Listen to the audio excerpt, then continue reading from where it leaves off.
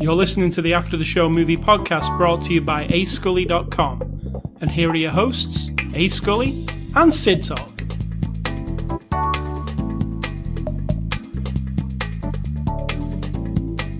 Good afternoon, good morning. Good afternoon, good evening. Good evening. Would be the more appropriate. Evening would be appropriate. It is 7 p.m. almost. Hello, world. Hello, listeners. Hello, viewers. Are there any viewers? I hope not. That would be creepy. What were we talking about before the show started? Before the after the show discussion was very limited. When you were sitting here, you were doing something. You were asking me about the cast of this movie. I told you not to say testing when you were testing because it makes my brain want to fall out of my head with boredom. That's about it. Pretty uneventful. Behind the scenes. Yeah. I was clearing my throat, which I probably will have to do again. Yeah, I have to cut that out now. I can't hit the snot is dripping. I can see it, but I won't be able to see it once we've recorded the whole hour. That's fine. It's just a little. They can handle that little one. In fact, I was just doing it as an example. Well, the examples... They'll be fine. Not nice in the headphones. They'll be fine. That was it. All right. So, it is Saturday, April the 21st. This is after the show number 527. We are a movie review podcast. We are about to review a movie. And this week's movie is Hostiles. It's a 2017 movie. Releases on Blu-ray this upcoming Tuesday. It's actually out on 4K, Blu-ray, and digital. And it's from our friends at Lionsgate. And it's rated R. And Cidtalk will give you the synopsis of this movie, Hostiles. It's a tough one. It's basically a road trip set in 1892. It's not a road trip. It's a horseback across what then was the, early America. And it explores that time period of Native Americans, the cavalry, soldiers. We're coming off the Civil War. It's just tough. It's tough. Bad things happen to everybody in this movie. I don't know how else to synopsis. Yeah, well, Yeah. That's it. All right, so there might be spoilers in this review. So if you haven't seen this movie, on Tuesday, go and get it. Rent it, whatever you have to do. Watch it, and then come back and listen to us talk. Or if you've already seen it, because you might have seen it in the theaters, stick with us. So if you're one of those sadists who just likes to hear everything, which is really weird, just so you know, it's really weird to want to have somebody tell you everything about a movie so that you can decide if you want to watch it. That's just weird. All right, so Hostiles, the movie. The opening sequence of this movie before the word Hostiles appears on the screen is grueling, I would say. Definitely. So, yeah, this movie's not for the faint of heart or the faint of... It's pretty brutal. And spoilers, there's a brutal opening sequence involving the killing of some children. So if you don't like that offends you, this might be not the movie for you, but it really goes for the jugular instantly. And it never really... it's not a typical Western type film. It's not an action-packed, shoot 'em up kind of movie, is it? It's more of a thoughtful... Oh, yeah. Like the assassination of Jesse James by the coward Robert Ford. Catchy name. That catchy, yeah. Like that movie is. It's more of a thoughtful kind of take on it. It's not every two... let me think of a movie that's the opposite. Sam Raimi's The Quick and the Dead. How about that? Yeah. That's about as... they're trying to be kind of... But it's strangely explorative. But it's action every 2 seconds. There's a shootout every time somebody walks into the town. It's... heightened. This isn't. This is trying to be more authentic. So, just lay out the groundwork of the plot. The plot is that family gets attacked, that you're just talking about. Yeah. By the tribe, at the time, they would have been called Indians, the Cherokee. Native Americans. Was it the Cherokee? Yeah. Yeah.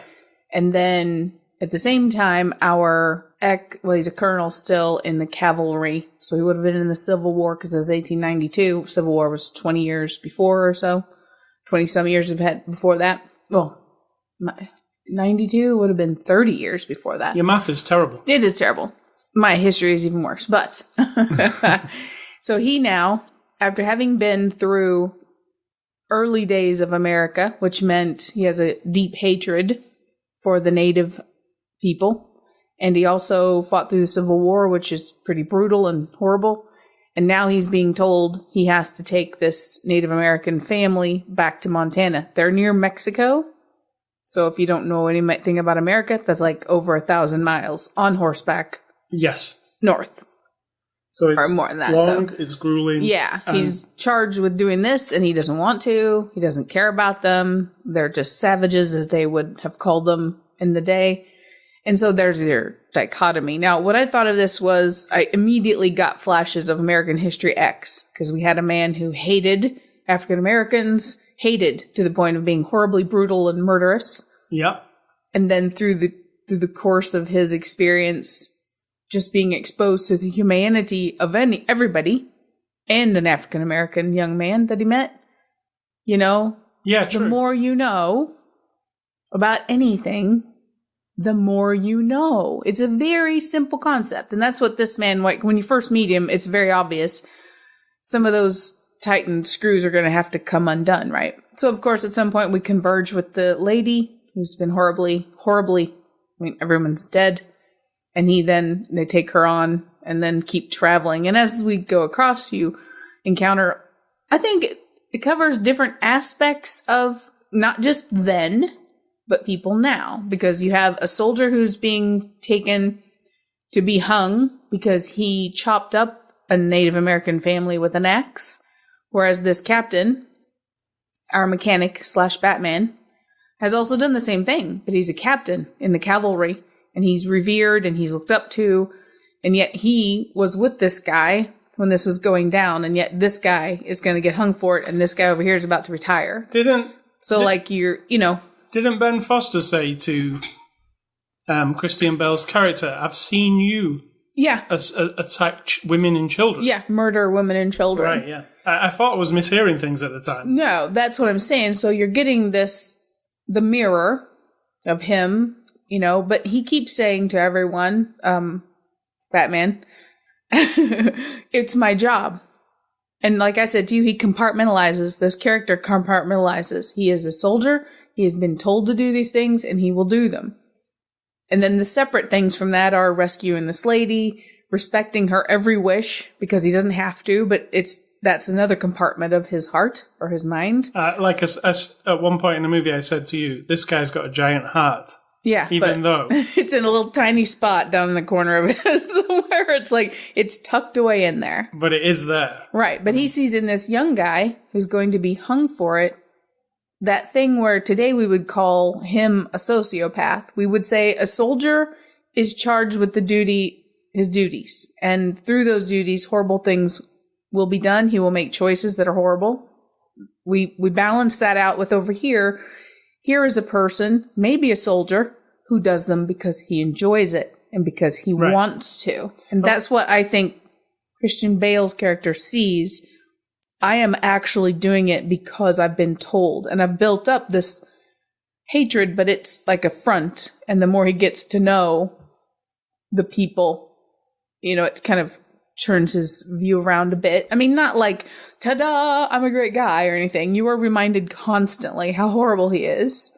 Yeah, and there's also a thing that we didn't say here, but the Chief Cherokee guy who he's transporting across, in the past, he actually saw this guy murder and gut his best friend. Correct. So it's a very difficult thing for him to be even near him, right? Yeah, that's like the man against man revenge needed, but he can't, because now all eyes are on him. This is another aspect that they throw in there, that a writer for a magazine has come to Christian Bale's head guy and showed him an article that he wrote about this Indian chief being delivered by the cavalry back to his homelands because he's ill and he's old and all that. And it's like a PR play. Yep. Right? So now he can't just take this Native American family out and murder them and say, like, screw it, I'm not taking them anywhere. It's like all eyes are on them. And that was the politics of the day. And that is also very relevant now. Yeah, imagine. all eyes are on them. He's got a letter from the president saying, you need to let us come through wherever you are because we're doing this thing for the government. And also, he is facing court-martial if he decides to be a revenge guy or... I mean, the guy puts it very clearly. You either do this or you court-martialed. And you've had an exemplary record, and this would just ruin it, and your retirement would be screwed. Yeah, we're taking everything away from you if you don't do this, because his face, his commanding officer's face was on this newspaper, and so it's kind of like, opportunists and all that kind of stuff. They go on this journey, and it is pretty brutal. Brutal. It does remind you. Yeah. That people came before us. England, I don't know the history. You're from England. I don't know how it was originally. I mean, it's an island. So whoever... It was the Romans and the Saxons. Not originally, it wouldn't have been. Somebody else would have been there before. You know what I'm saying? Yeah. So looking at our country, America, it's humongous. There's a lot of everything. You got everything from jungle to swamp to desert to snowy mountains and this rugged territory where anyone heading west or expanding America at that time, even through the 1800s, it's just deadly. I do not even know how people survived at all. Because what reminded me of it was, or made me think was, when the one guy gets shot in the shoulder and then she's caring for him. But, I mean, she's got nothing. They have some bandages or some pieces of cloth and some water. Yeah, true. So anything. You could have got a cut on your finger if you were allergic to bee stings and you got stung by a bee and you're 1,000 miles out in the desert. You're just dead. So it boggles my mind how people ever survived. There were some tough humans back then. But still today, but Yeah. So so there's a journey for this main character as well. Obviously, there's a journey for everybody in this movie, isn't there? Like even everybody goes on a journey. What I liked about it a lot, and it is an awesome movie. I give this really high recommendations. It doesn't paint everybody to be bad, and it doesn't paint everybody to be good. It's like you could say, oh, well, that's real middle of the road. Well, it isn't, because it paints everybody as everything. Like, everybody's a murderer, everybody's got a heart, and everybody is not everybody. I think crazy guy, or maybe, the guy, maybe omit this, he represented the person who couldn't separate, like, that you're the two things. And also his friend with the beard. I think that he was also not able to balance it. He just couldn't cope, actually, right? I've heard that before. He said they took his gun away. He said, they've told me I've got the melancholia. And he's like, that doesn't exist. So I think he also learned about that this guy was actually done, thinking and all the things he'd ever done. And yeah, like, I don't really, it's not a possibility for me to go on. I don't get this. What am I doing? Like, why am I even, I'm murdering people? It's a horrible existence. But it covers all those things that the director said in the extras, which I thought was really interesting, where he said, this movie could, even though it's a Western set in this particular time, it could be actually anywhere. And there are parallels to Vietnam. And there are, like, in Vietnam, there was a lot of, like, crazy people who took it on too much and started going at 8, and... I think every war, every place that there's something... I'm sorry about this dog barking, by the way. If you can hear this... I thought if they can. I think anytime you give someone an excuse to be violent or reason or even a motivation that seems noble in some way, somehow, that humans, individually, we're not all Batman guy. We can't compartmentalize it. Christian Bale, she's talking about. Yeah, we can't all... Yeah, sorry. There are lots of Batman. Christian Bale. Some people...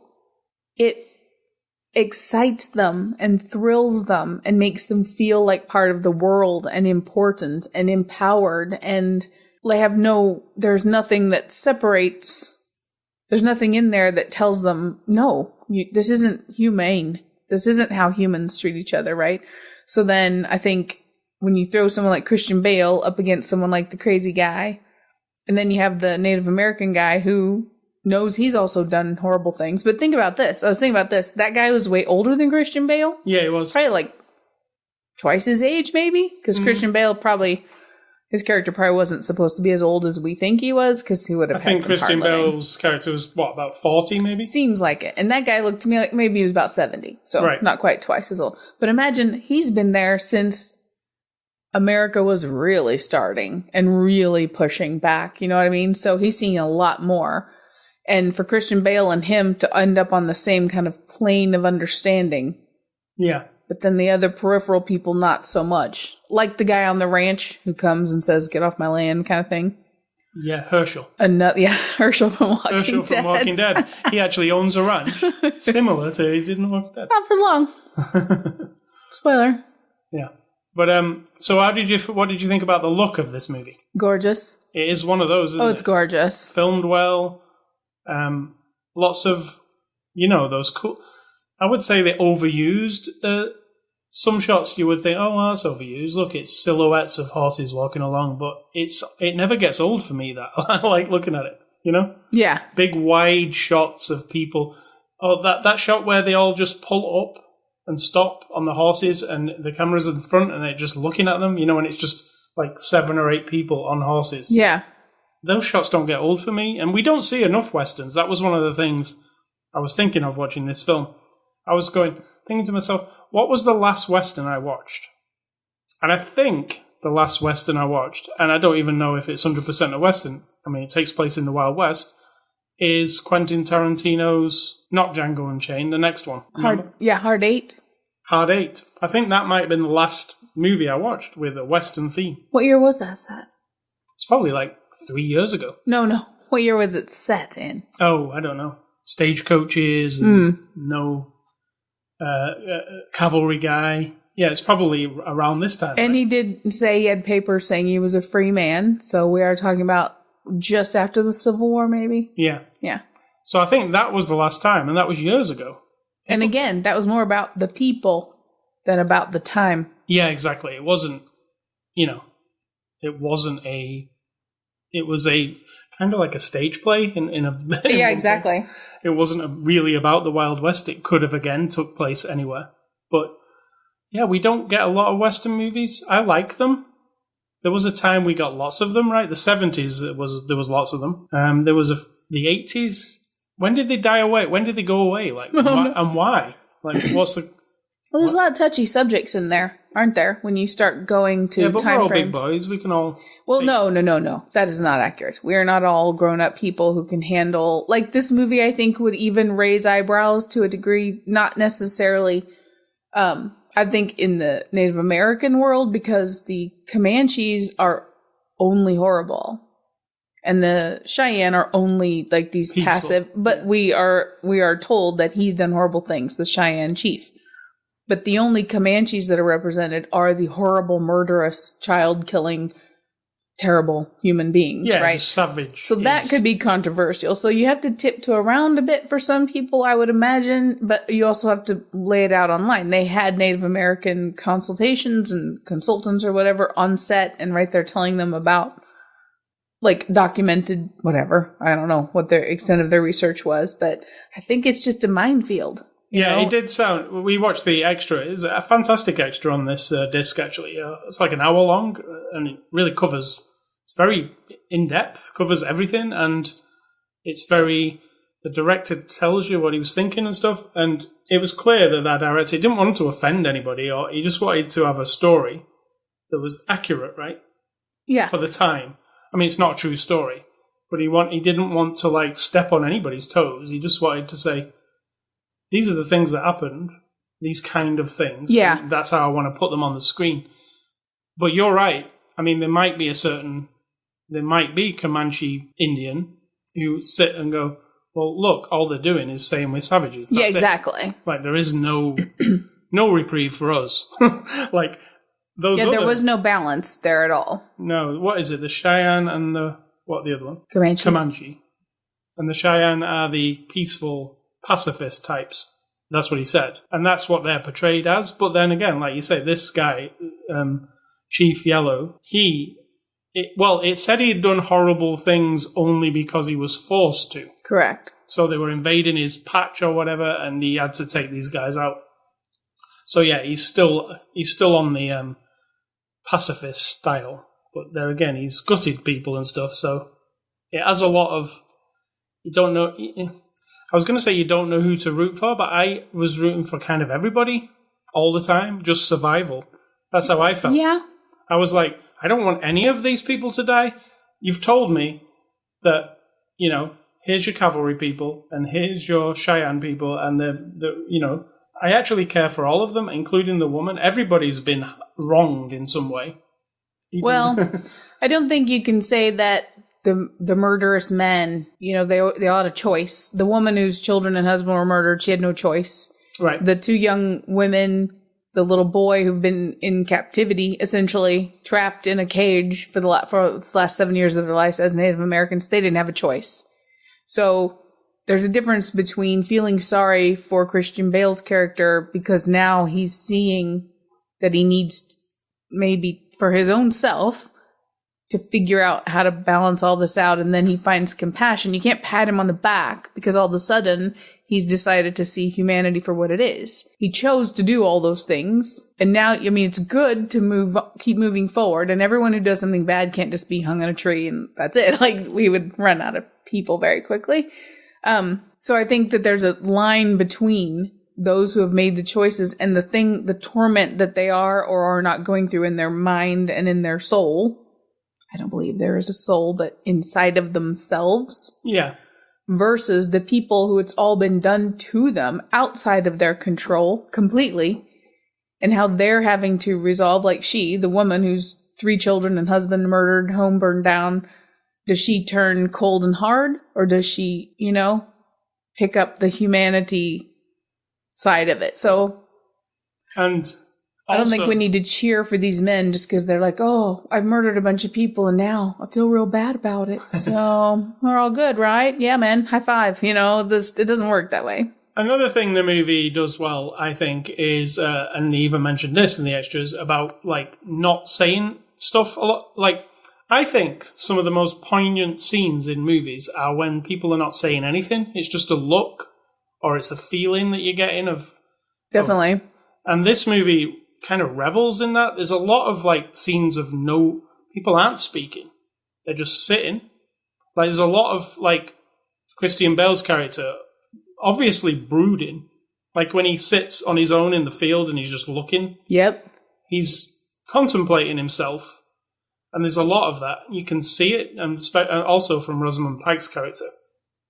And the director just lets it go. He's just well, this will be a minute of looking at a guy thinking about what's going on here. And I think that adds to this movie. Absolutely. Some would say, oh, well, that makes it really slow and it's dragging.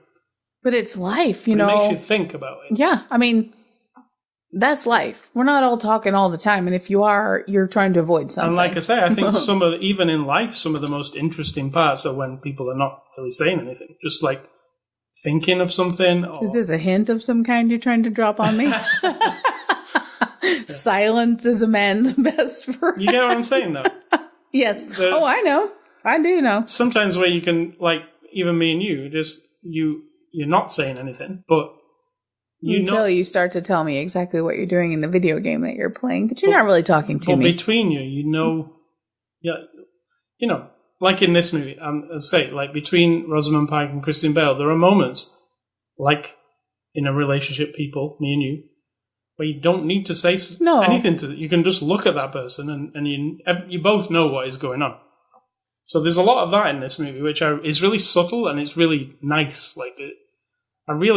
There's a scene where, and I'm glad it's not gratuitous because I think it would have cheapened it a bit, but the scene where they're asleep in the tent and she goes to hug him and he turns around and they just hug. It's just a nice, not a hug, but it's not a romantic thing. It's a need. Yeah, we're just comforting each other. Look, because she went from having a full family. Right. And she was homeschooled. It was a home that they built, and you can tell it's been, her oldest daughter looked like she's about 13 or 14, so it's a life that they've built.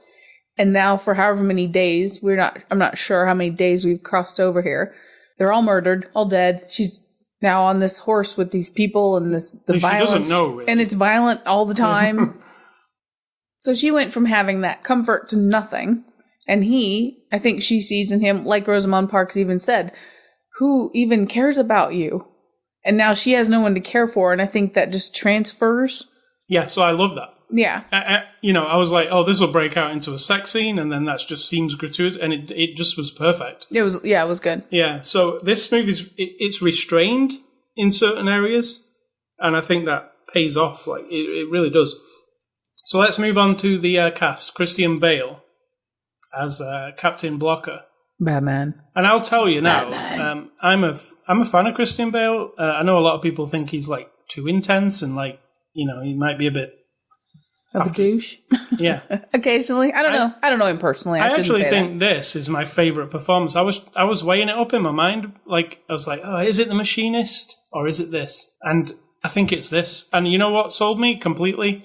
The final moments where he's looking and she's talking and he's saying nothing, really.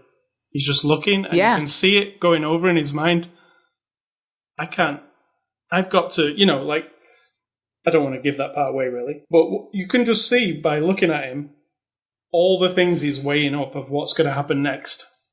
And you kind of come to the conclusion, oh, I know what he's going to do. And then he does that, right? That wasn't a surprise to you, was it? It wasn't. No, not me either. And you know why? Because he showed it on his face. And he didn't say anything. I was like, he isn't going anywhere. This is going to happen. Like, so it was he said a lot without saying anything. I really admire that. I like it. I think that's a really cool thing to do in acting. He said a lot in this movie without saying anything in a lot of scenes where he's just looking. And it's like he's took on some other guy, right? It's not like Christian Bale. Yeah.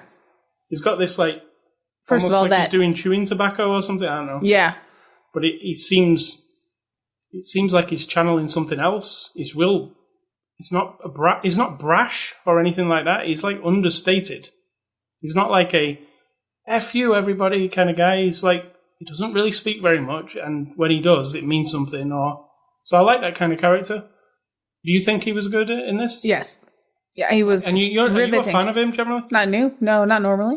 I mean, not huge. No? Not even close, no. He's still the best Batman. Like, there's nothing in between no and huge. No. I compartmentalize it, just like he does. If it's something that I respond well to, then I'm fine. And if he's crappy, I don't give him the excuse that he must be good because he's Christian Bale. Or if it doesn't work, like, I don't like his Batman. I think it's really crappy. I don't like that. That part. It's like, what are you thinking? Like, it doesn't make any sense. It makes no sense at all. So that kind of stuff, I'm like, get over yourself. Obviously, the thing where you heard him yelling at the people in real life as a person, that makes me think, how, I don't know how, if that's fair, but so I just give him a chance every new movie. And this time, immediately, I could see in him characteristics of my father, who's passed now, but he was a hardliner. Like, he had very closed mind, racist, hateful, too tough on the outside, but kind of broken on the inside. But on the outside, he did all the stuff. Like Christian Bale did the thing where he like hikes his pants up a little bit and puts his chin out and kind of cocks his shoulder, like it's natural. And I'm like, I've seen that person. That is a person, and I know what goes with it. This is a shell of a person. I did forget during the movie that Christian Bale's a British man. I did too. Completely I totally forgot. So that's impressive. So when he spoke in the extras, I was like, oh yeah, shit, he is. Which is weird. Yeah, totally. Yeah. Completely forgot. I was like, whoa. And then I said, is he from London? Because that's pretty hardcore. Yeah, I know. So, you wouldn't, there's not even a hint of like Christian Bale, I don't think. I think it's this other guy, Captain Blocker. It's really like, when we saw Daniel Day-Lewis the other week, it's like a really perfect performance, I think. I don't see a fault, really. I feel like this is in the same league as that, So Rosamund Pike plays Rosalie Quaid. What do you think of Rosamund? She was really good. She was breaking my heart. Really breaking my heart. I was like, I cried through this whole movie, just so everybody knows. I could tell you was great. I mean, just not the movie, because I understand it's fiction. It's not based on a true story or anything. It's not about a person. And even if it was, what I often cry about, or what makes my eyes, I'm not like, it's just this deep thing of like, we're just horrible. We really are. I don't give a shit if anybody wants to argue that, no, we're not. No, we have good in us, obviously. We do amazing things. We're very inventive. We're very creative. We survive well. We have huge amounts of compassion, but selectively, you see, which is cruel in and of itself. And so when I'm watching a movie where I think of this woman, and then I just bring myself right up to the present time, and I think of a place like Syria or Afghanistan or Iraq or someplace or in Mexico where have been lots of murders and there's lots of fear. Some places in Mexico, not all over, obviously. But this real life thing that in one moment a mother could be walking down a street with her child holding her hand, and the next moment have a dead child on the ground. That's real. Yep. And I was like so relieved when she said it in the extras that she tries to think, even though she's pretending, that she can try to reflect some sort of understanding of some kind to the real people who really have these horrific things in life. And then it just brings you, you snap into this thing like, that is what humans do to each other. And I don't care where it starts or what your motivation is, or if it's revenge or retaliation, or you're the horrible dickhead terrorist starting it and someone goes to blow you up. It's all the same. You're a petty piece of shit to start the violence. And anyone who wants to finish it or retaliate, it's a very complex thing because you're essentially doing the same thing. It just blows my mind. It blows my mind. She did say, and she even almost started to cry in the... she did, yeah. When she was explaining it. She said she felt nervous because she didn't want to misrepresent anybody who's been through anything like this, even though she's pretending. It was... Yeah, I thought she was excellent too. Yeah. Wes Studi plays Chief Yellowhawk. And you might either know the name Wes Studi or not, but when you go back and look at how many films that guy has been in, he's the Native American actor who's been in a lot of movies, including the chief, the dad of the Na'vi in Avatar. He was the leader of the tribe. Did he do the? He did the voice and the motion capture for it. So, but he's been in a lot of movies, and you will know his face when you see him. What do you think of Wes Studi? It was really good. Just a quiet, controlled, the part where... a man who's biding his time. It's like one representation of Native Americans that I have seen in other things where it's like we do not, I've resolved what I've done and now I accept my fate.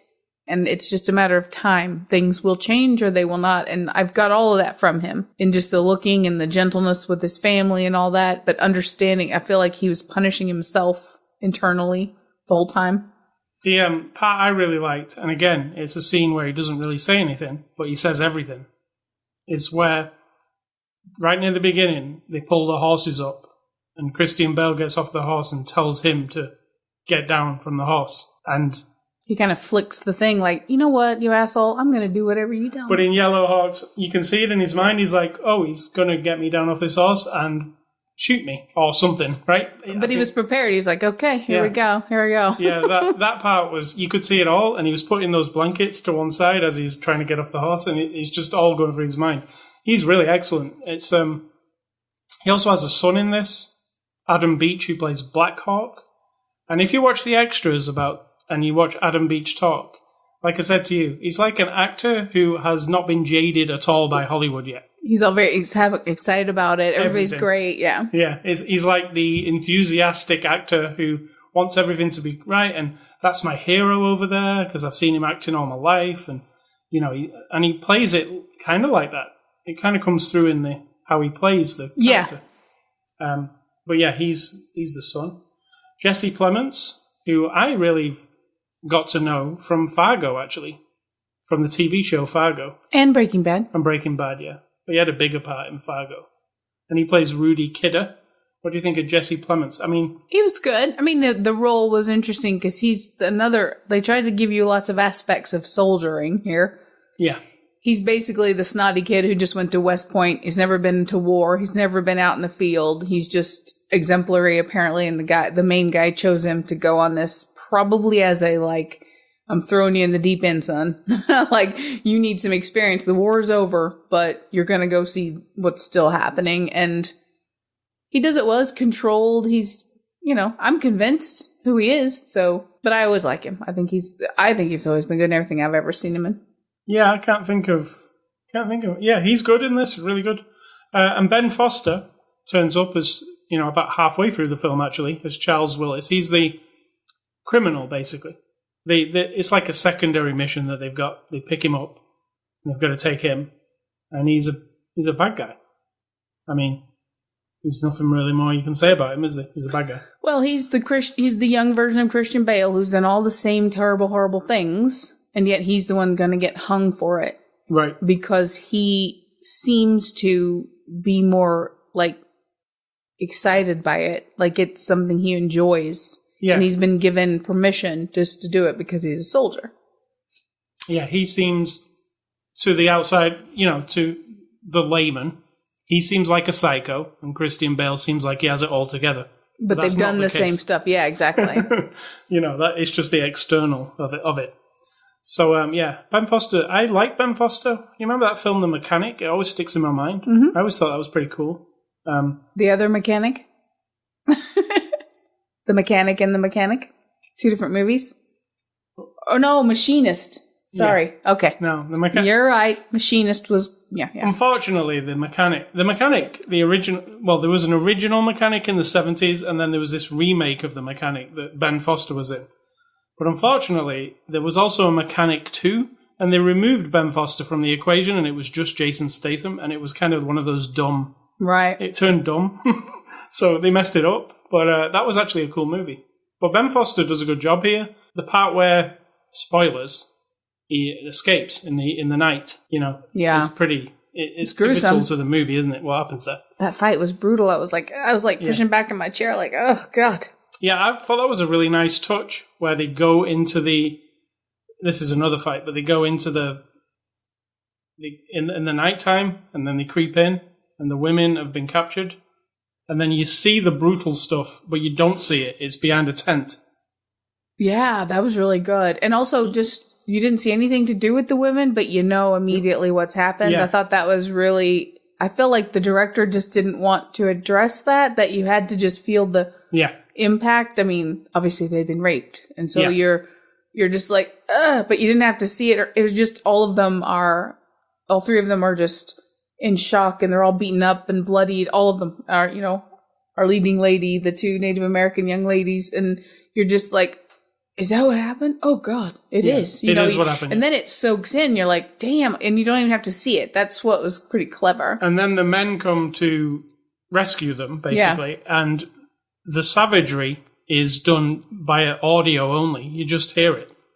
And it's awful. It makes it even worse, I think. Yeah. Because you see Rosamund Pike's character just sat there looking at this tent, and she knows that there's people inside the tent, and then you can hear like people's throats being slit, and it makes it even worse. I was impressed by that.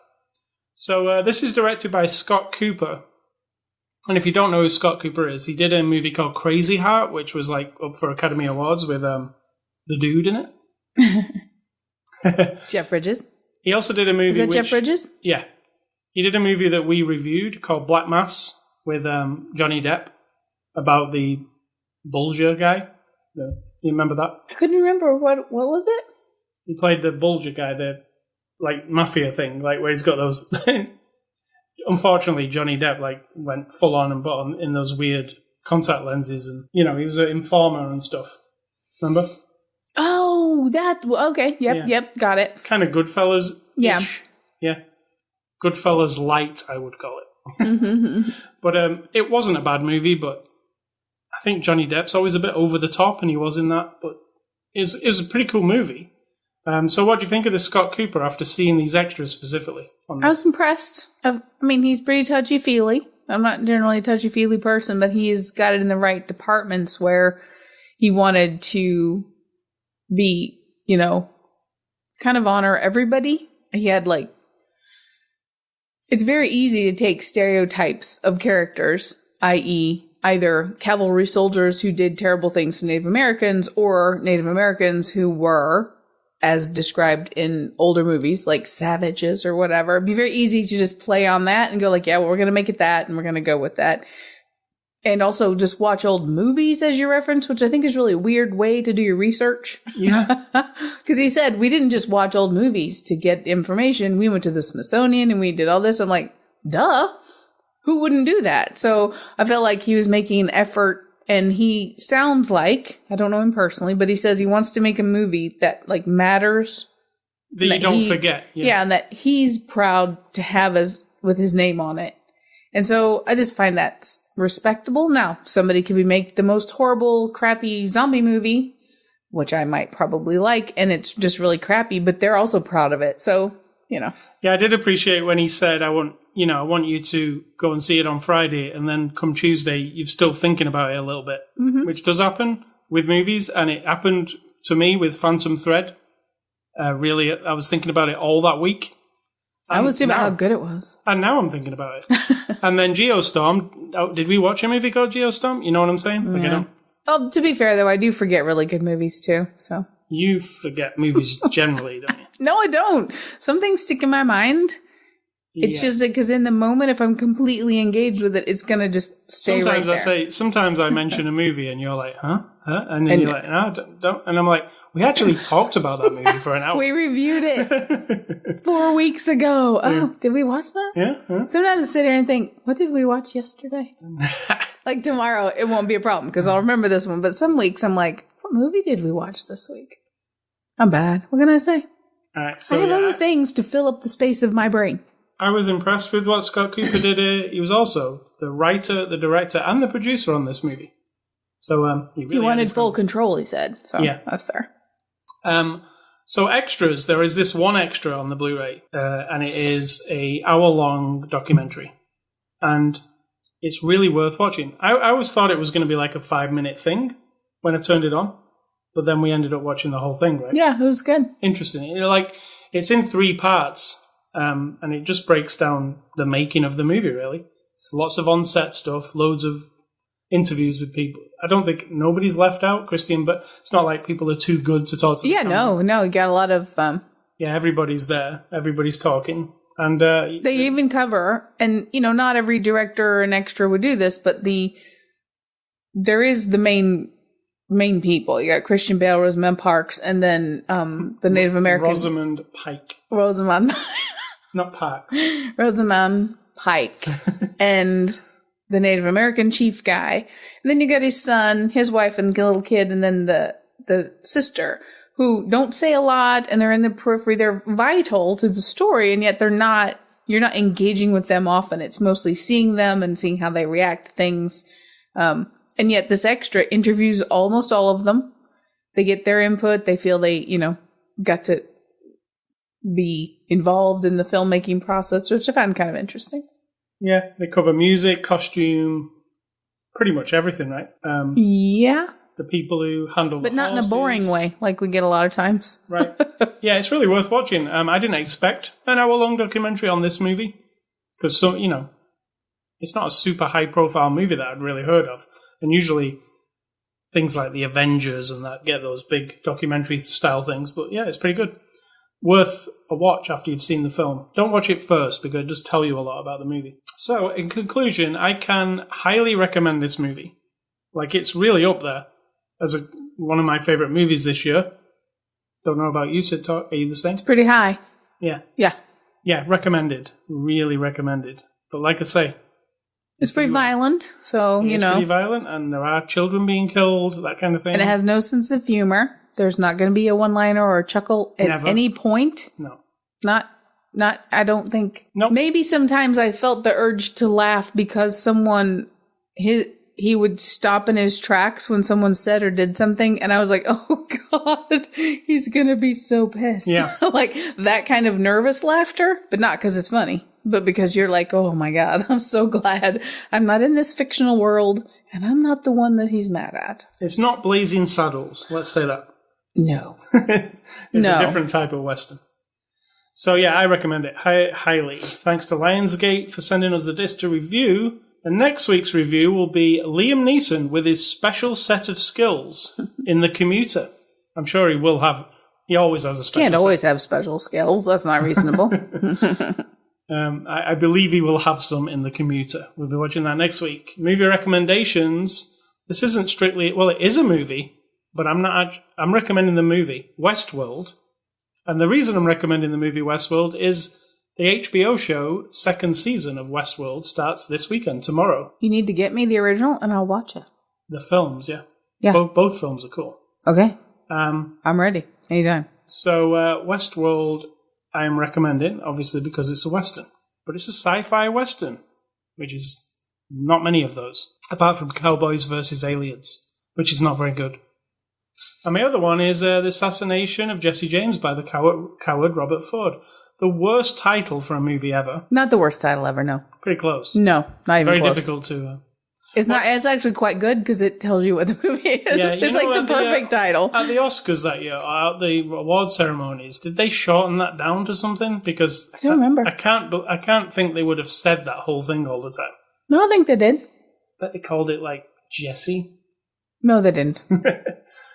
I feel like that filmmaker made that title long just because it would irritate people. I think you're wrong. Really great movie. But me disagreeing is not unusual. No. Really great movie, recommended by me. And I recommend it to a lot of people that I know because it's just a good movie. It's gut-wrenching and like, whoa, you're like, oh, God. It's the Bradley Pitt. That one? Yeah. Yeah, that's what I'm talking about. Yeah, I'm saying that's who stars in it. Bradley Pitt. And are you ready for mine? No. Yes. Mine are Gone Girl, because that's Rosamund Pike. Because of Rosa Parks? Rosamund Pike. Don't make fun of Rosamund. I didn't say Rosa Parks. It says Rosamund Parks. It was a mistake. Park. I said Rosamund's Park, which is like a whole different thing, a different place. Gone Girl with Rosamund Pike. She was in it with our lovely Ben Affleck. And it was kind of creepy. David Fincher movie. Yeah, David Fincher. It's kind of like unsettling and, you just kind of got to go with it. But I think it's really well made. And it's unexpected at times. I liked it. David Fincher always well made, I think. Even if it's trashy. And my other one is because this movie reminds me of this theme. And I think it kind of harkens back, but it's a new version. It is Unforgiven, which was Clint Eastwood. And the one line from Unforgiven that, if anyone's ever seen it, you probably remember, is that when the guy said, does he have it coming? And Clint Eastwood says, we've all got it coming. Yeah. And I think that his character is the same as these characters, that he's done a lot of horrible shit. Then he settled down with his woman, and no spoiler alert for Unforgiven, this woman's been dead a while, he's got 2 kids to raise, he's done with all the fighting, but now somebody wants him to step back into it, and all that comes back up again. So I just think Unforgiven. I don't know if it's still high quality like I remember it, because I haven't seen it in a long time. My favorite modern day Western is Open Range with Robert Duvall. That was really good. Yeah. That one really, really, I thought was, Wasn't Kevin Costner in it? Or am I thinking Dances with Wolves? Kevin Costner was in that, but can't remember. I think he was. I can remember Robert Duvall. It's been a while. But it was really good. Really good, yeah. It had me in mind of Westerns from the 70s. It felt like that. Yeah. So yeah, that's our recommendations for this week. Games that I've been playing this week.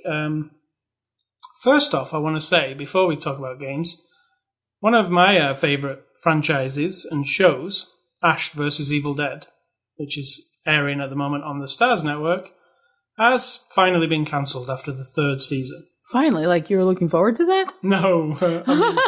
I mean that's one of your favorite shows of all time. Yeah, there's been rumblings that it was going to be cancelled. I follow Bruce Campbell, and I've seen him saying, people better start watching this or it's not going to happen anymore, and his thing on it was, I'll make it as long as you watch it. I want to make it for years and years and years. I love being Ash from Evil Dead. So yeah, if you're not familiar with this and you know the Evil Dead movies, well, there is an actual TV show which takes place 30 years after the movies, and it continues the adventures of Ash Williams. And we're 2 episodes away from the end of season 3 at the moment, which is actually now the end because Stars have cancelled it. And it is such a well-made show. It's campy, it's goofy, it's full of inventive... If you like horror movies and like the inventive way people get killed... And gruesome and horrible and disgusting, but mostly really super fake looking. So you got that going on. But really well done, though. I mean, every week you're like, oh, what? Oh, wow, they've topped what they did last week. You know? I'll give you one example. Ash, in one week, in last season, I think, was in the anus of a corpse. Right? Well, it wasn't just in the anus. His head went His head up was in the anus. And then don't describe any more of them. That's enough. But, I mean... With the corpse on his head. And that's the benchmark. And then there's a lot of slapstick to follow that. And so you have to have a very specific sense of humor. Yeah. To not be like, I'm out. This is if dumb. you enjoyed the Evil Dead movies, you know what to expect. But you might be like that lady when we went and saw... The Devil's Rejects. The Devil's Rejects when she put the gun in her underwear. Like they went in the motel room and you heard her go, I've had enough. And her man left. And we were like the only two. Yeah. No, there was a couple with a little baby. Yeah. Like a 2-year-old and us left in there. And we're like, why would anyone bring a child to this movie? But that lady had it. She was out. Oh, so you might have people like that start to watch Evil Dead and be like, they don't want that in their head. Evil Dead's a crazy, cartoonish, basically like silly horror thing, but correct.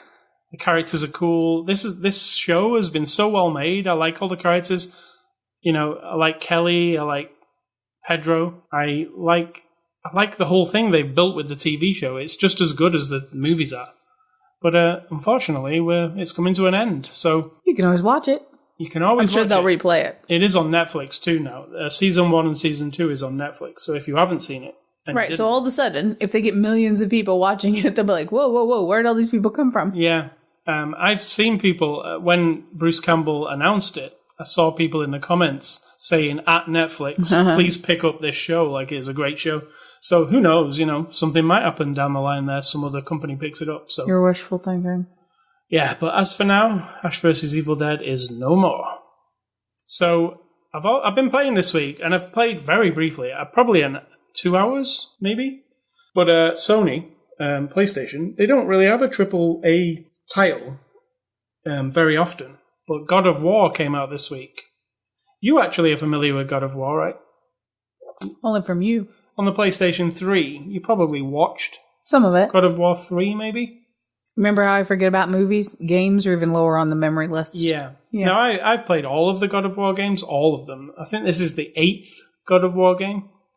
And this one's just called God of War. Similar to the very first one was just called God of War too. So how confusing is that? But the 2018 version of God of War is almost like a reimagining of Kratos, our character. And it's set in Norse mythology instead of Greek mythology. So, and it's a whole different... How would you explain it? Like all the stuff that has happened in the other games has happened, but I mean, not. I mean, the myth of the God of War, Kratos. That is a Greek god, right? Or Greek? No, he's like a made-up thing, but okay, yeah. So then everyone's filled in his story, the tragedy of his life and how he's become whatever he is. So in this game, he actually is God of War, because in the old one, he wasn't. He had to, get there. Yeah, basically in the old ones, he had to kill all of the gods in Greek mythology. All of them. Medusa. We know what they are. Yeah, all pretty of them. much. Like all of them. Throughout all of the games, he encountered all of them. So I can see what happened with the game development. I mean, you can't kill them all again, can you? They're all dead, right? So. Well, they're not actually dead. It's fiction. Well, I'm saying in the games, they're all dead. So we'll move it to Norse mythology, and there's a lot more gods in Norse mythology for him to kill, right? So yeah, he actually is the God of War at the beginning. He's got a son this time. The game opens really sad. It's not really a spoiler because in the first few seconds, his wife is dead. Him and his boy are out in the woods. They're hunting and chopping down trees. They're just doing daily tasks. When they come back, the wife's, in a coffin, basically, and the son's lighting the candles around her and saying, tonight would be the good night to actually burn her, because that's what they do in Norse, funeral pyre. So they take her outside and burn her, and her last wishes were for her ashes to be scattered from the top of Mount... I don't know what the famous mountain is in Norse mythology. It's not Olympus, because that's from Greek. But so then the whole game is your journey with your son to take the ashes to the top of the mountain. And in between you and the top of the mountain are many monsters and gods. So that it's just a big journey. It's road trip. God of War road trip. But how beautiful does it look this time? Oh, it's pretty nice. Yeah, it's like looking at a CG movie. But like a real, but not real. Yeah. It's like real fantasy looking. I mean, God of War's always looked really good. But I mean, this is the leap from the PS3 to the PS4. So it is one of the best looking games I've seen, really. I mean, it's up there with Uncharted and Horizon Zero Dawn and The Last of Us. It's up there with the really high-end games. But I could say I've only played about 2 hours of it. What I can tell you so far is it's a new viewpoint. With the old games, the camera wasn't controlled by you. They controlled the camera and they put it in the corner of the room or wherever. This time, the camera's behind Kratos and he's really large and really in the frame. So it's like you're looking over his shoulder, like the movie The Wrestler, all the time. The whole game, and they're very proud of this, the whole game is one long shot. There's no cutaways from Kratos. And if they do cut away, well, they don't ever cut away. They might move the camera around him to look at the front of him or look at the back of him.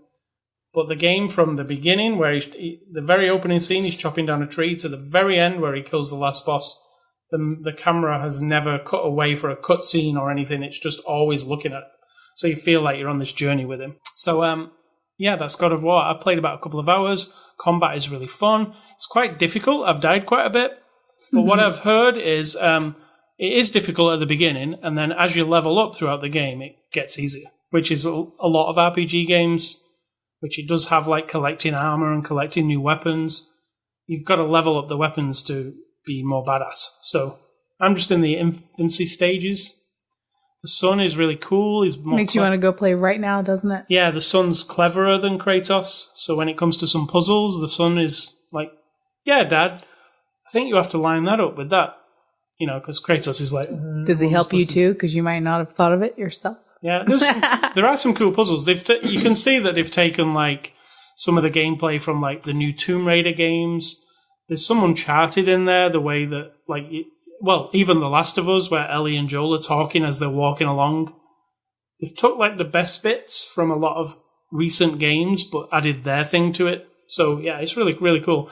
It's like 95% on Metacritic, so it's like one of the games of all time according to them. So go and check it out. I've also been playing Wipeout a Mega Collection. It's the PS4. I'm a big fan of the Wipeout games, always have been. When I bought my first PlayStation 1 back in the day, the first game I bought was Ridge Racer and Wipeout. And Wipeout's a futuristic, like, hover racer.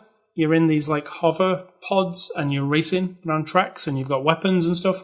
Well, Wipeout a Mega Collection is the PS4.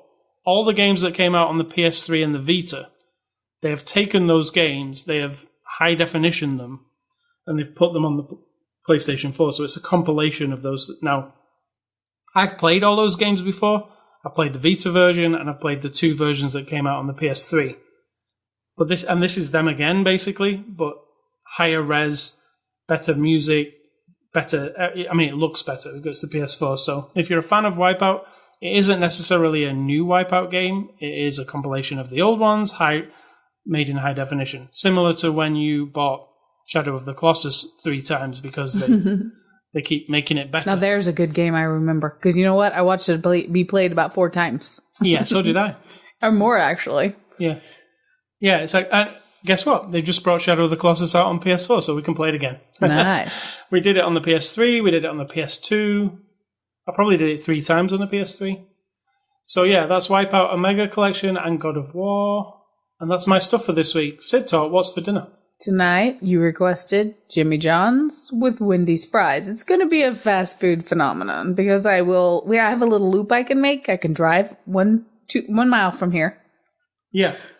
Go to Wendy's and get an order of fries, and then loop over across the street to Jimmy John's. Both have drive-thrus because on movie night I'm usually pretty lazy. And then you like to put the Wendy's French fries on your sandwich. Because we are vegetarian. That's why we're telling you what we eat. We're vegetarian. That doesn't mean we don't eat junk food. Doesn't mean we don't eat fast food. It doesn't mean we don't eat things like I just made a whole pan of bread pudding yesterday. Day before yesterday. That's bread and butter pudding to the bread and butter pudding, and it's amazing and delicious. So, and I'm not a skinny vegetarian by any means. However, we just don't eat meat anymore for 10 years now, actually, since 2008. Correct. So that's what we're having. Jimmy John's veggie sandwiches, number 6, veggie, no avo. Yours. Mine's no avo. Add easy onion and hot red peppers. Did you stop having avocado? Yeah, it just was making it really slimy. That's the reason I stopped. I said to you, it tastes slimy. It would make it wet, so I kind of gave up on that. Now, they still get it wrong occasionally, but if you eat out enough, you're going to get things wrong. So that's what for supper. And my advice isn't really advice, again. It's just a little reminder that, and I don't know why this occurred to me, but thinking about people and our impact on everything. Do we really have an impact on everything? I mean, the guy and the teams who invented something like the atomic bomb, yes, that impacts sort of like the globe, at least on some level, for some period of time, right? If we all disappeared and in a bazillion years, it probably wouldn't matter anymore, but there would be leftovers of it, right? Atomic bombs. Me being here, not so much. There's not going to be anything that I've done that has that kind of impact. And yet, so that means I'm very small. I'm very unimportant in the universe, right? In the whole of the universe. Very small. However, the universe at this moment, the entire universe would not be what it is, precisely like it is, if I wasn't this collection of atoms right now. Right? So that, like, you are part of it. You're just not super special and wonderful and lovely and unique and there are all these things. You're part of everything. And if you think about it that way, sometimes that bridges a gap between you and what you might hate about somebody or dislike about somebody, or, if you think about it that you're part of everything, and that means all of people. I'm not a hippy-dippy person. I don't believe world peace is conceivable. I think there's always an asshole, and there's always a reason to defend what you have if somebody else wants to destroy it or take it. I'm not preaching about that kind of thing. I'm just saying, you're part of everything, but you're not special. Oh, thanks. See, it's not advice. It's not anything. It's a statement. It's a statement that would make little sense to probably most people hearing it. But I know precisely what I'm saying. Well done. And Thank you. Thank you very much. So let me tell you about our website, Ascully.com and Cidtalk.com. You can catch us on Twitter and Facebook. You can catch this podcast. Go to Ascully.com and click on the word podcast, and you can find all the places you can subscribe there, including iTunes, Google Play, and we're actually on YouTube. Just search for After the Show Movie Podcast on YouTube. You can also, if you've got an Amazon device, say your trigger word, the one that begins with A, and then say, listen to After the Show Movie Podcast on TuneIn, and it will play you the latest episode. You can also email feedback to me at ascully@ascully.com. Don't email Cidtalk. She does not want any of your emails. And finally, not true. Stay classy, Mr. Christian Bale. This is an excellent, excellent role. I'm surprised he wasn't up for any awards. And like you said, this is a 2017 movie, so he won't be up for... Don't think so. I mean, I think it'll miss all, I would give him an award. I'll give him my award. The Ascully.com That's what, at the end of the year, we will give out our top 5, top 10, or whatever, and if it makes it on there, there you go. There's your award, Mr. Bale. Award. I'll send him an award in the mail. The Ascully.com After the Show top 10 award. You're number 10, but you made it. So stay classy, Mr. Bale. And so it's very meaningful. And I will say, think for yourself, or someone will do it for you.